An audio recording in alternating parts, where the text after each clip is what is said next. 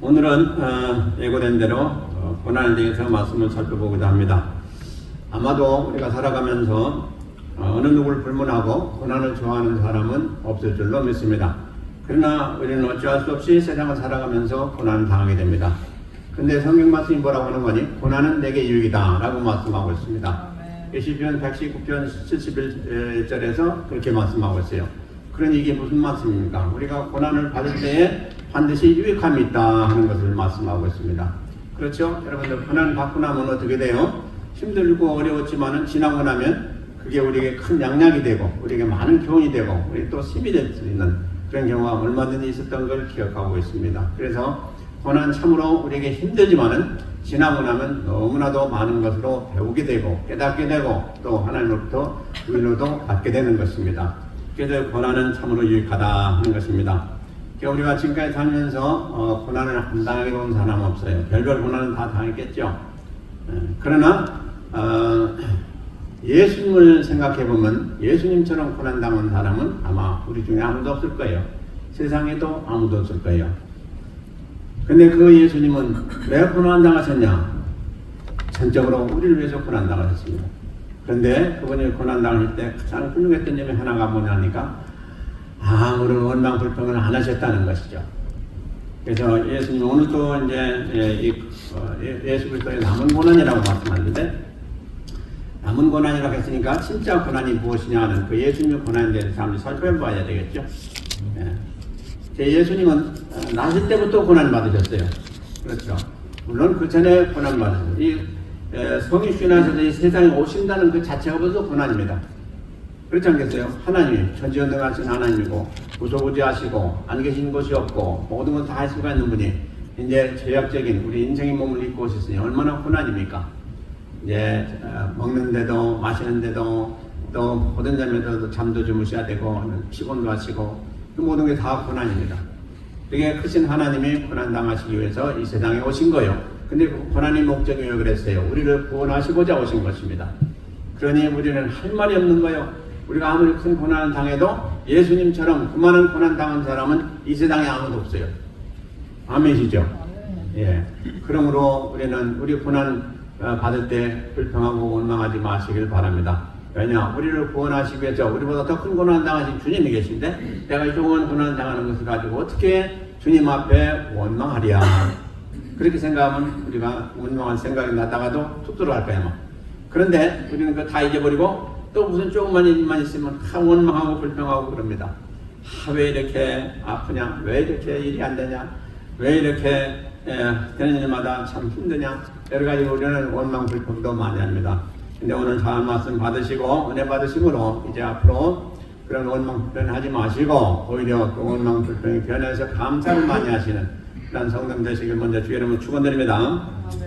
자, 주님이 이제 성령으로 잉태를 나셨죠. 나실 때 아기 예수를 그야말로 무자비하게 죽이려고 했던 아주 악한 무리가 있었고 악한 자가 있었죠. 누굽니까? 헤롯 왕이었죠. 그 가운데 하나님께서 역사하셔서 다 보존해 주시고 또 이제 주님이 나중에 역사하실 때 얼마나 많은 고난 당하셨습니까? 가는 곳곳마다 사람들이 그냥 비난하고 또 참 못된 소리 많이 하고 그랬죠. 그러나 주님은 아무런 그런 데 대꾸를 안 하셨어요. 주님이 하실 말만 하신 것을 우리가 알게 됩니다. 그리고 나중에 결국 이제 십자가에 못 박혀 돌아가시고 이제 장사 지내시고 그리고 이제 참 부활승천하셔 하늘나라에 가셨는데 주님이 당하신 그 고난은 우리가 하나하나 잘 알고 있습니다. 십자가에서 고난 당하기 전에 세상에서 이제 많은 그 사람들을 구원하시고자 증거하시고 그들을 가르치실 때 얼마나 많은 사람들이 대적했습니까? 그럼에도 불구하고 주님은 그들을 다 하지 아니하시고 끝까지 주님이 하신 일만 하신 것을 보게 돼요. 그래서 우리도 그런 고난을 당할 때 왜 그러냐 그러다가 싸울 필요도 없고요. 우리가 할 일만 충실히 잘 하면 돼요. 그러면 누가 알아주시냐? 하나님이 알아주시고 우리를 위로해 주실 줄로 믿습니다. 그래서 우리가 주님을 본받아야 되겠다. 근데 이렇게 주님이 오신 그 자체가 벌써 고난이고 우리에게 많은 것을 보여주시고 본이 되시는 그런 주님으로 가셨습니다. 그런데 오늘 보니까 24절은 보실까요? 내가 이제 너희를 위하여 받는 괴로움을 기뻐하고 그리스도의 남은 고난은 그의 몸된 교회를 위하여 이렇게 채우노라. 우리가 주님으로서 오셔서 그분의 사역하시기 위해서 고난당하신 건 어떻게 보면 당연하다. 또 이미 예상된 것이다 하고 주님 자신은 이제 다 하시고 또 다 감당할 수가 있으신 분이어서 다 하셨죠. 근데 오늘 말씀 보니까 그리스도의 남은 고난이 있다 이렇게 말씀하고 있어요. 그리스도의 남은 고난이다. 그러면 우리는 언뜻 생각할 때 오해할 수가 있어요. 뭐냐니까 예수님이 그런 고난 받으니까 것이 다 부족한가 족하지 아닌가 그런 생각을 하게 되는데 그게 아니다.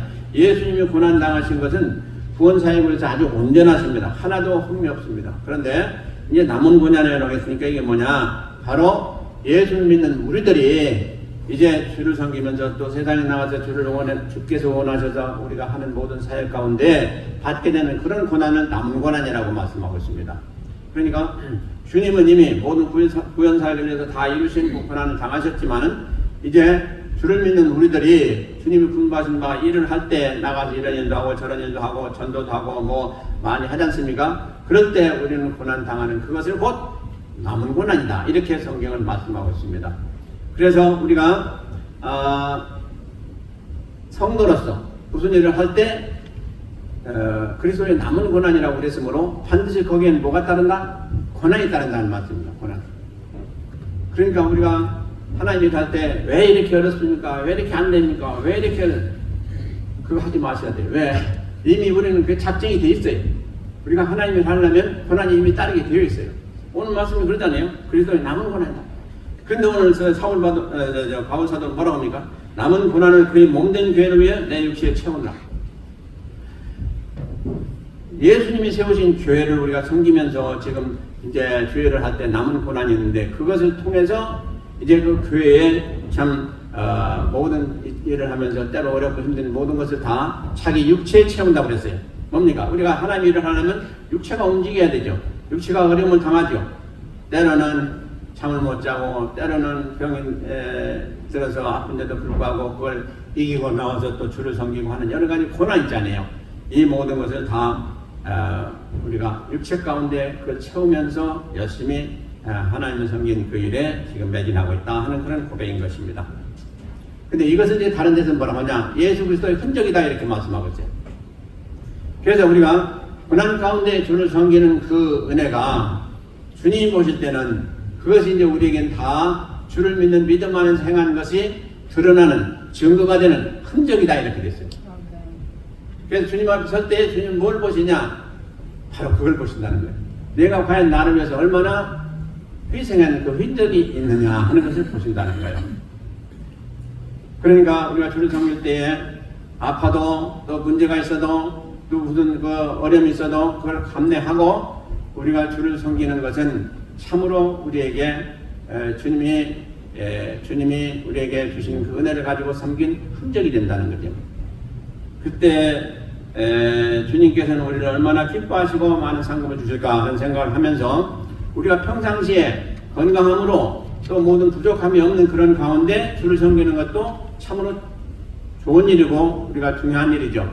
그리고 참 마땅한 일이고, 하지만 진짜 우리가 힘들 때에 뭐 건강이 힘들고 물질이 힘들고 여러 가지가 힘들 때에 그 힘든 것을 극복하고 하나님을 섬기겠다는 그 자신, 그 결심, 그 믿음, 그것이 대단히 하나님 앞에 연락되는 중요한 것이라는 겁니다.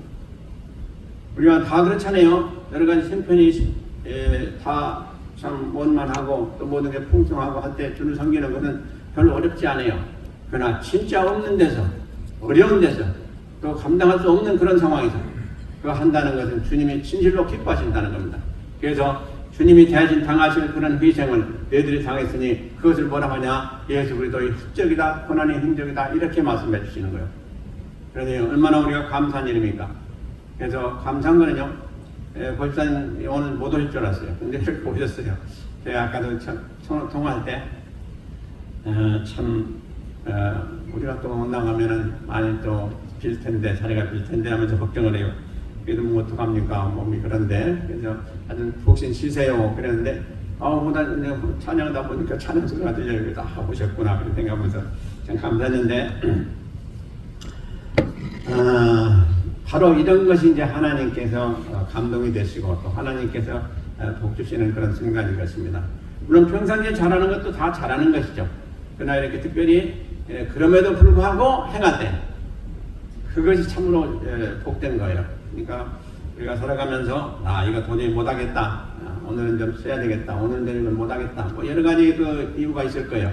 그럼에도 불구하고 주를 위해서 내가 해야 되겠다. 그러고 한 것은 다 뭐가 되느냐? 과연 우리 주님이 말씀하신 대로 그리스도의 남은 고난이요, 또 아울러서 그리스도의 흔적을 나타내는 그러한 신앙이구나 하는 것을 꼭 깨달으시고 어려울 때 분발하시길 주의 이름으로 축원드립니다. 그래서 참으로 보세요. 바울 사도를 보면 그 어려운 때 어렵다고 행하지 않았어요. 뭐 매도 맞고 갇히기도 하고 뭐 얼마나 많은 어려움을 당했습니까? 그런데도 불구하고 원망했다는 얘기가 없어요. 자, 필리포 지방에서 전도하다가 붙잡혀가지고 매도 맞고 감옥에 갇혔잖아요. 그런데 뭘 했습니까? 신라와 그가 함중에 하나님을 찬양하고 기도한. 그래서 저기서 용문이 열리고 엄청난 막 지진이 나고 그래가지고 얼마나 하나님의 영광이 나타난 그런 일들이 생겼습니까? 바로 그겁니다. 그러니까 우리가 볼 때 이건 도저히 안 되겠다 하는 그런 순간에 우리는 믿음으로 행하면 거기에 바로 하나님의 역사가 나타나고 바로 거기서 하나님은 기적을 베푸시는 하나님이신 것을 성경은 수없이 말씀하고 있습니다.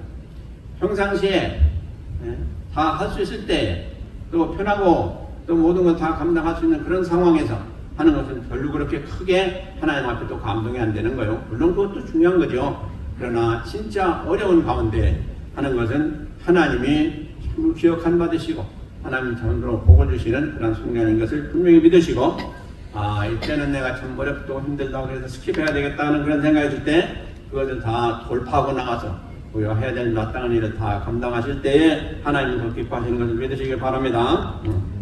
그래서 우리가 참으로 성도가 이렇게 성도로서의 삶을 살아가면서 남은 고난을 이제 성경에 말씀하고 있는데 우리가 볼 때 어떤 때가 많습니까? 교회 봉사할 때 우리는 한번 살펴볼 수 있어요. 교회 봉사할 때 이제 참 때로 힘들기도 하고 또 시간적으로 물질적으로 또 수고도 많이 해야 되고 이런 때 우리가 쉽지가 않죠. 그리고 또 어떤 때는 비난도 받고 구설수도 받게 됩니다. 그리고 우리가 지금 전도 중에 있는데 전도하다 보면 또 여러 가지 일들이 생깁니다. 받는 사람들이 아주 그냥 불쾌하게 여기고요. 또 그런 일을 하고 비난도 하고 또 거절도 하고 욕도 먹고 그럴 때가 있습니다. 그러나 이 모든 것들이 다 무엇을 위해서 해요? 주를 위해서 하고 교회를 위해서 합니다. 교회를 위해서 한다는 건 또 주를 위해서 하는 것입니다. 그럴 때 어떻게 보시겠습니까? 주님께서 내가 그런 고난 당했는데 불구하고 참 끝까지 이걸 잘 하는구나 이렇게 주님 보신다면 얼마나 기쁜 일입니까? 참 우리가 이렇게 힘든 일 또 교회를 위해서 여러분들이 일하실 때 어려운 일을 당했을 때 그때 참 주님이 어떻게 생각하실까 한번 하시고 상상해 보시면 아마 그거 다 한순간에 다 어려움을 다 극복할 수가 있을 거예요. 그런데 우리가 참 그렇습니다. 성경에 보세요. 누굽니까? 사도행전 7장에 나오는 그 순교자 누굽니까? 스데반. 스데반이 그 순교당할 때 누가 일어섰습니까? 하늘을 열렸는데 주님이 일어섰었다는 바로 그겁니다. 그러니까 우리가 어려움을 당하고 힘든 일을 당할 때 누가 우리보다 더 케어하십니까? 바로 주님이 케어하십니다. 바로 이런 그 일을 우리가 좀 많이 겪었으면 좋겠습니다. 그래서 우리가 평상시에도 잘해야 되겠지만 그렇게 힘들고 어렵고 참으로 감당하기 어려운 그때 주님이 일어선 건 뭡니까? 주님이 힘주시고자 일어섰습니다. 그리고 주님이 그걸 보시고 칭찬하시고자 일어선 것입니다. 얼마나 영광된 순간입니까? 바로 이런 일들이 우리가 평상시에 일어나는 게 아니고 바로 이런 극한 상황에서 벌어지는 것을 성경이 수없이 기록하고 있습니다. 그래서 우리가 이왕에 주를 믿고 주를 믿는 믿음 안에서 하는 한 바로 그러한 것을 우리가 좀 많이 겪었으면 좋겠습니다. 그래서 그런 때는 바로 다른 게 아니에요. 우리가 감당할 수 없는 힘들고 어려운 그런 상황에 그런 기적을 체험하고 우리가 하나님의 은혜를 받는 순간이 된다 하는 것을 아시고 그때 낙심하지 마시고 포기하지 마시고 끝까지 가실 길을 다 가시기를 다시 한번 부탁을 드립니다. 그런데 이제 지금 현재 이 세상에 살면서 우리가 고난받는 게 많죠. 참 이 세상이 점점 더 악해져 가므로 우리는 반대로 점점 더 고난을 받을 수 있는 그런 기회가 많아지게 되는 겁니다. 우리의 믿음의 선진들, 특별히 한국에 있었던 우리 믿음의 선진들 보면요, 뭘로 그렇게 고생을 많이 했습니까? 우리가 그때 제사 지내는 걸로 많이 고난을 받았어요. 그렇죠? 여러분들 다 체험해봤을까요? 그냥 며느리가 시집 왔는데, 그 시댁은 그냥 고리타분한 그냥 제사를 계속 드리는 그런 가문이었다. 거기서 제사 안 드릴 수 없다니. 거기서 제사 안 드리다가 쫓겨나기도 하고, 별변이 다 있다고 그랬잖아요. 이게 나중에 다 극복하고 이렇게 잘 된 가정들 많이 보게 되는데, 어쨌든 그게 참 어려운 것 중에 하나였죠. 그렇잖아요. 예. 그리고 이제 주일 성수를 한다. 이게 주일 성수, 우리는 이제 주일 성수를 한주 들었고 또 그렇게 하고 있기 때문에 별로 그렇게 크게 우리에게 이슈가 안 되지만은, 사실은요, 이제 처음 믿는 사람들은 주일 성수 한다는 게 얼마나 힘듭니까? 그건 다 벗어나고 그 단계를 벗어난다는 게 참 힘들죠. 사실 그 장로가 열심히 6일날, 6날째까지 일하고 하루 쉬는데, 그 하루 쉬는 날 쉬지도 못하고 주일에 나와서 아침부터 저녁 때까지 이렇게 주 앞에 예배드리면서 또 교회 와서 헌신하고 하시는 거, 이게 보통 일입니까? 대단히 중요하고 힘든 일이거든요. 그런데 그것을 위해서 또 본인만이 아니고 우리 가족이다 그렇게 하니 얼마나 힘든 일입니까? 그래서 주일 성수할 때 많은 문제들이 있잖아요. 이게 이제 아예 이제 신앙 안에서 견고히 선 가정들은 문제가 없지만은, 그렇지 않은 가정들은 그걸로 인해서 얼마나 많은 다툼이 있고 문제가 있는지 알 수가 없어요. 그러나 그 과정은 다도 겪어왔지 않습니까? 그거 다 뭡니까? 그리스도의 남은 고난입니다. 우리가 주를 믿기 위해서, 주께 헌신하기 위해서 당했던 그런 여러 가지 어려운 점들, 다 이거 고난인 것입니다. 그리고 이제 우리가 사실 또 지금 현재 이 시대도 마찬가지지만, 그 육신의 삶을 살면서 우리도 좋은 거 좋고 또 누릴 거 누리고 싶고 또 편하게 좀 살고 싶은 그런 생각 얼마든지 있어요. 그러잖아요. 그것 때문에 우리가 또 갈등하면서, 그래도 주를 믿으니까 주님께서 기뻐하시는 해야지 하고 그거 다 거두고 그야말로 컷다운하고 우리는 올바른 길을 갈 때, 여러분들 생각할 때 어떻습니까? 내가 지금 사는 게 지금 올바른 사는가, 내가 사는 게 지금 사람답게 사는 삶인가 하는 여러 가지 생각도 할 거예요. 그렇지 않겠어요? 다른 사람은 다 자기들 자신 누리면서 풍성하게 사는데, 우리들은 그야말로 풍성한 게 있다면 하나님 앞에 먼저 드리려고 했고 또 그런 자세로 살아왔으니, 우리는 그냥 아끼면서 하나님 앞에 11조도 들고 감사함을 들고 또 여러 가지로 이렇게 드리면서 또 드리면서 살았지만, 그럼에도 불구하고 뭐가 있습니까? 주 앞에 드릴 때 감사가 있죠. 또 평안이 있죠. 주님께서 주시는 위로가 있죠. 그래서 오늘날까지 오신 줄로 믿습니다. 이 모든 것들이 다 그리스도의 남은 권한 일로 믿으시고 손해봤다고 생각하지 마실 줄 믿고 감사를 드려야 될 줄로 믿습니다. 그리고 이제 무엇보다도 이 시대에 우리가 어려운 것은 뭡니까? 지금 많은 취약의 창이라고 있고요. 대패 분화가 점점 더 심해지고 있다는 것입니다. 이것을 보면서 참으로 우리는 경계를 삼아야 됩니다. 우리 믿는 자들도 우리 안에 본래 뭐가 있습니까? 육신적인 그런 정욕이 있거든요. 그래서 한 번 이렇게 좋지 않은 데 빠지면 한 번, 두 번, 세 번 가면 갈수록 더 약해지고, 그런데 더 심취가 될 수가 있습니다. 그래서 많은 사람들이 잘못되는 경우도 보게 되는데, 우리는 그런데 아예 끊어야 됩니다. 첫 번부터 끊어야 됩니다. 그렇지 않으면 나중에 큰 코를 다칠 수가 있습니다. 그래서 그런 것을 위해서 우리가 육신을 쳐서 복종케 하는 기도와 또 하나님의 능력을 받아서 그걸 다 감당할 수 있으면 좋은데, 그렇지 못한 연약한 가운데 있을 때는 많은 갈등이 있습니다. 이 갈등이 있을 때 얼마나 우리가 힘듭니까? 이걸 할까 저걸 할까 얼마나 힘들어요? 그럴 때 그게 다 남은 고난인 것입니다. 그럴 때마다 주님 생각하시고, 내가 이렇게 되면 주님이 기뻐 안 하시지, 그런 것은 다 끊으시기 바랍니다. 그러면 특별히 우리 하나님께 주신 위로와 평강이 있을 줄로 믿습니다. 그리고 이 시대는 참으로 우리가 통탄할 일이 있는데 점점 이 세상에 악해져 가고 있습니다. 그 중에 특별히 이 성적인 타락은 아주 도를 지금 너무너무 많이 넘고 있습니다. 근데 그거는 그래도 믿지 않는 사람들 가운데 있기 때문에 이해가 된다 할지라도, 특별히 우리가 경계해야 될 것은 이 교계에도 그게 문제가 있다는 것입니다. 지금 그렇잖아요. 지금 감리교라든가 여러 교회들이 지금 뭘 인정하고 있어요? 동성결혼 같은 걸 인정한 거, 그거를 다 지금 인정하고, 또 심지어 그런 출신들을 교직자로 세우고 사역자로 세우고 하는 그런 일까지도 허락하고 있다는 것. 이건 진실로 엄청난 죄악인 것입니다. 자, 보세요. 이 동성애는 세상에서 가장 악한 죄악이라고 봐야 돼요. 왜냐? 창조 질서를 완전히 무시하는 거예요. 하나님의 질서 중에 가장 큰 질서가 뭐냐? 창조 질서예요. 하나님이 남자와 여자를 만드시고 하나님께서 그에 보내주시고 그래서 그 하나님의 뜻을 이루고자 하시는 것을 완전히 파괴시키는 것이 바로 성적인 그런 타락인 것입니다. 하나님은 우리를 통해서 무엇을 이루시길 원해요? 하늘나라를 이루시길 원해요. 그래서 우리 하나하나를 다 하나님 백성 만드시는데 최선을 다하시는군요. 그래서 주님이 오셨고 주님이 희생당하셨어요. 근데 그것을 완전히 성적인 타락으로 인해가지고 뭉개버린 거예요. 완전히 그냥 부셔버린 거예요, 지금. 그러니까 사람들은 육신의 소욕에, 육신의 정욕을 위해서 시설적했다라고 보지만 그게 그 정도가 아닌 것입니다. 이 죄악은 대단한 죄악인 것입니다. 하나님의 가장 큰 권세와 뜻에 완전히 도전하는 것이 바로 성적인 타락입니다. 이게 지금 동성결혼을 하고 그런 것을 인정하고 그것을 또 받아들이고 하는 것. 이게 엄청난 죄악인 것입니다. 도적질하고 그런 데 비할 수가 없는 거예요. 근데 그것이 지금 교회까지 거쳐가지고 많은 교회들이 지금 실족하고 많은 교단들이 거기에 또 동조하고 이건 있을 수가 없는 일이에요. 이건 도저히 있을 수가 없는 일이에요.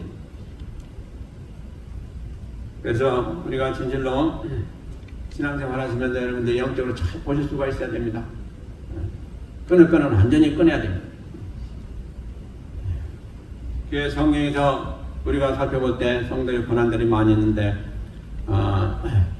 성도들이 당하는 고난의 종류를 보면요. 범죄로 인하는 것이 제일 많아요. 근데 범죄로 인할 때에 아무리 하나님께서 귀하게 쓰셨던 종들도 하나님의 뜻에 어겐스트 해가지고 범죄를 저지르면 가차없습니다. 누가 있습니까? 예를 들면 모세입니다. 모세가 얼마나 훌륭했습니까? 그리고 하나님이 아주 귀하게 쓰셔서 그 엄청난 일을 하시는 분이 하나님 그런 하나님의 종이었는데 그가 마지막에 어떻게 됐습니까? 하나님의 영광을 가렸다고 됐어요. 영광을 드러내지 않았다. 이 성경이 이렇게 기록하고 있습니다. 이게 뭡니까? 이제 40년 후에 광야 도는 40년 후에 다시금 가데스 바네아에 왔죠. 그 광야죠. 거기서 물이 없어가지고 백성들이 불평했어요. 그래가지고 우리를 죽이려고 한다 그러는데 이제 또 하나님 앞에 기도하니까 그러면 그 지팡이를 가지고 가가지고 반석에 명해서 물을 나게 하라 이렇게 하나님이 명을 하셨어요. 그래서 모세와 이제 아론이 같이 가서 거기서 물을 내라고 명한 것이 아니고 반석을 2번이나 쳤어요. 왜 쳤냐? 모세가 뿔이 난 거예요. 그러니까 그 백성들이 그렇게 참지 못하고 자기들을 죽이려고 돌을 들어 죽이려고 할 그런 상황까지 갔었거든요. 사실은 누구든지 그런 상황이 닥치면 없어지게 돼 있죠. 왜? 자기들이 40년 동안 계속 고생하면서 그들을 인도하고 그들을 위해서 기도하면서 하나님 앞에 중재를 하고 이렇게 해왔는데 이제 물이 없다고 자기들은 돌을 쳐서 죽이려고 하고 그냥 엄청난 대적 생활을 하니까 얼마나 기분이 나빴겠습니까? 그래가지고 하나님 말씀하신 거 까마득히 잊어버리고 그만 돌을 쳤단 말이에요. 그 돌은 누구를 의미합니까? 예수님을 의미해요. 첫 번째는 돌을 한번 쳤어요. 그건 뭐니까 예수님의 회생을 얘기하는 거예요. 그러나 두 번째는 쳐서는 안 돼요. 똑같은 곳에서 그런 일이 있었죠. 그래가지고 하나님은 거기서 사실은 크게 노하신 겁니다. 나의 영광을 드러내지 않은 모세, 너 이제 가나안 땅에 들어갈 수가 없다고 그랬어요. 이거 엄청난 일입니다.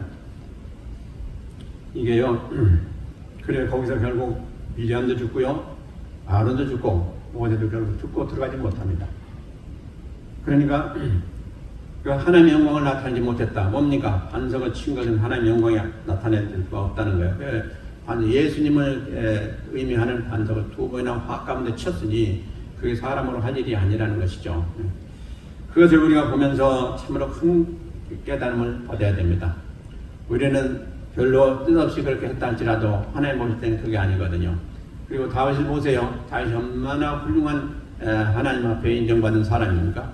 그러나 그가 결국 간음죄를 통해 가지고 하나님으로부터 이제 징계를 받아가지고 결국 그에게 뭐라고 하십니까? 이제 너희 집에 영영이 칼이 떠나지 않는다고 했어요. 그리고 결국은 그 살아난 아기도 죽었어요. 아무리 금식하면 기도했다 소용없어요. 그리고 그 죄악의 결과가 얼마나 동족 상쟁했어요. 그러니까 자기 가족들 서로 싸우고 서로 죽이고 하는 그런 일들이 일어났어요. 그렇게 사랑하는 가문에 엄청난 화근이 불러일으키게 된 것이 바로 다윗의 죄인 것입니다. 그게 무슨 죄였어요? 간음죄였어요. 그러니까 우리가 이런 것을 보면서 많이 배워야 됩니다. 많이 경성하고 우리가 참으로 끊어야 할 것 끊어야 됩니다. 그렇지 않으면 나중에 후환이 대단한 것입니다. 예, 이것을 잘 보시면서 누굽니까? 모세, 지금 이스라엘의 최고의 지도자로 지금 회자가 되고 있고 인정받는 사람 모세도 그랬고, 지금 얼마나 하나님이 기뻐하셨고 사랑하셨던 그 다윗입니까? 다윗도 그랬고. 예, 그래서 그들은 사랑하셨지만 하나님은 징계를 할 때 철저히 징계했습니다. 그러므로 이것을 보면서 하나님이 나를 사랑하시니까 이거 용서해 주시겠지. 물론 용서는 하셨죠. 그러나 그로 인해서 결국은 화를 당한 게 얼마나 큽니까? 그만이 아니고 자손들도 계속 받았으니. 그러니까 우리가 이런 것을 보면서요 참으로 크게 깨달아야 됩니다. 예. 버릴 건 완전히 버려야 됩니다. 그렇지 않고 좀 가지고 있다가 나중에 큰 문제가 생깁니다. 예. 그리고 이제 그러면 하나님께서 우리에게 주신 그러면 고난은 무슨 목적이 있느냐 하는 것입니다. 왜 하나님 우리를 고난을 겪게 하셨냐? 그리고 고난을 다 감내하라고 하셨냐? 예. 왜 그런 목적을 하나님은 가지시고 우리에게 주셨냐? 자, 목적이 있거든요. 하나님 무슨 일을 하든지 다 목적이 있습니다. 우리에게 이 일을 시키시면 그 목적이 왜 하는 그 목적이 분명히 있기 때문에 하라는 것입니다. 예. 오늘 보니까 오늘도 아까도 말씀드렸지만 시편 110편 71절에 바로 고난이 내게 유익이라. 왜? 그 고난을 위해서 내가 유죄를 배우게 되었다 이렇게 말씀하고 있습니다. 그러니까 유죄는 뭐예요? 하나님 말씀이에요. 그러니까 우리가 고난이 없으면 하나님의 말씀을 배울 기회가 없다는 겁니다. 그래서 바로 우리가 고난을 당할 때에 그때가 바로 복받는 때다라고 생각하는 사람은 옳은 생각을 한 사람이에요. 이 고난을 당할 때 내가 왜 이래야 되냐 하는 생각을 하는 사람은 성경을 잘 모르는 거예요. 고난이 내게 유익이라. 왜? 유죄를 배우고 있기 때문에 그렇다 이렇게 말씀하고 있기 때문에 우리가 고난 당하면 하나님이 나에게 복을 주시려고 이런 고난 주셨구나 라고 생각하고, 그러면 내가 어떻게 해서 이 고난을 통해서 지금 하나님이 예비하신 복을 받을 수 있는가 하고 생각하면서 기도하는 사람은 참으로 복된 사람이다. 그리고 그게 옳은 자세다 하는 것입니다. 여러분들 어떻게 하십니까? 아멘. 그렇게 하십니까? 지금 내가 어려움을 당했을 때 하나님 나에게 왜 이런 고난을 주십니까? 라고 하는가? 아니면 그런 고난을 당했을 때 하나님 반드시 뜻이 계신데 이 고난을 통해 나에게 무슨 상을 주시려고, 무슨 복을 주시려고 이런 고난을 또 나에게 허락하셨는가 라고 생각해 보는 건 보통 일이 아닙니다. 이것은 아무나 할 수 있는 얘기 아니에요. 아무한테나 갈 수가 없습니다. 차원이 달라야 됩니다. 믿는 차원이 달라야 돼요. 난 이렇게 아파도 몸져 놓였는데 뭐가 좋다고 하나님 지금 나에게 뭐 복을 주신다고 그런 생각을 하나, 이런 생각을 할지도 모르겠지만 그거 아닙니다. 하나님은요 거지 없어요. 무슨 일 하든지 반드시 하나님 흔들어 보시고 너는 받을만 하다 하실 때 주시게 돼 있어요. 흔들어 보시는 게 뭡니까? 어려움이요, 고난이요, 환난이요. 흔들어 보시는 게. 근데 그런데도 불구하고 하나님 나에게 무슨 복을 주시려고 이렇게 흔드십니까? 하는 사람은 금방 하나님 복을 주실 거예요. 왜냐? 깨달았기 때문에. 예, 바로 그런 자세가 하나님 기뻐하신 자세다는 거예요. 하나님한테 원망 불평하면 그건 벌써 멀었어요. 멀었어. 아멘. 할렐루야. 할렐루야. 예. 그래서 한번 성경에 보세요. 고난을 받고 그 고난 가운데 복을 받는 사람들이 수없이 많아요. 수없이 많아요. 노아도 보세요. 노아 120년 동안 방주를 지었어요.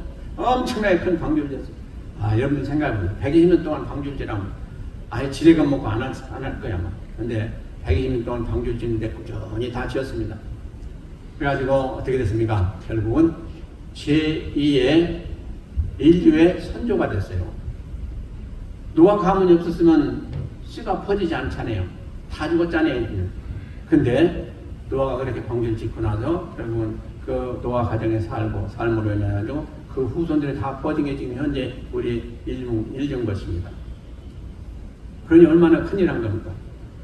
그러잖아요. 그런가 하면 우리가 또 살펴볼 때 다니엘을 한번 볼 수가 있어요. 다니엘 보면 다니엘이 전쟁 포로로 잡혀갔잖아요. 근데 그가 뭐가 됐습니까? 바벨론 제국 때의 수상이 됐고 또 바자 제국 때의 수상이 됐습니다.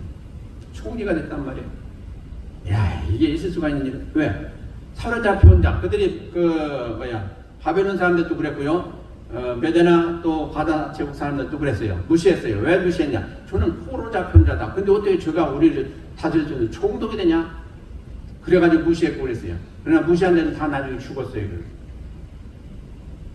그러니 다니엘이 얼마나 훌륭한 인물이기에 그 왕이 그 사로잡힌 자를 총독으로 세우고 그야말로 수상으로 세우고 총리로 세우고 그를 썼겠습니까? 그것도 바벨론이 넘어갔으면요. 그 다음에 바산때 넘어갔잖아요.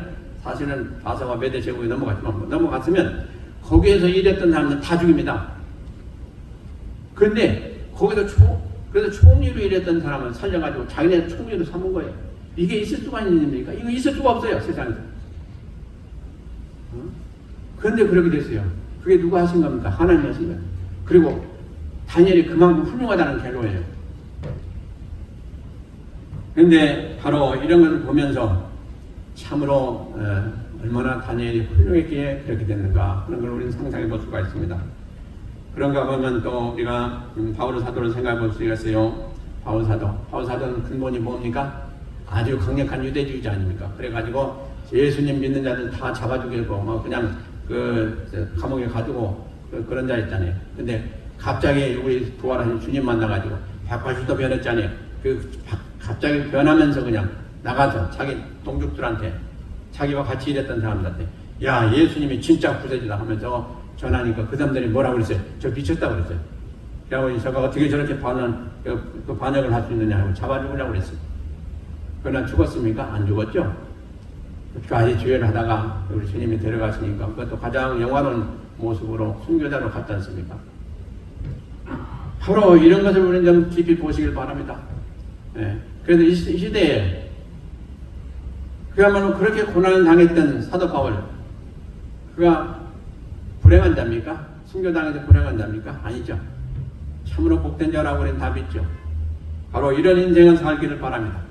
그래서 우리에게 뭐가 필요하냐? 고난이 필요하다는 거예요. 고난이 없어도 그렇게 될 수 있는 사람은 거의 없어요. 다 고난을 겪은 자들이 그렇게 훌륭하게 됐더라는 것입니다. 성경에 보세요. 요셉도 그렇고 모든 인물들, 잘난 인물들은 다 고난 가운데 생겨났어요. 그래서 주님이 고난에 가장 앞장서셨고 우리들은 그 고난을 지금 따라가는 거예요. 우리는 그저 흉내낼 정도로 따라가고 있는 거예요. 그럼에도 불구하고 우리의 고난을 주님 받으시고 복을 주시고 은혜 주시고 우리를 또 귀하게 쓰시고 있잖아요. 얼마나 감사한 일입니까?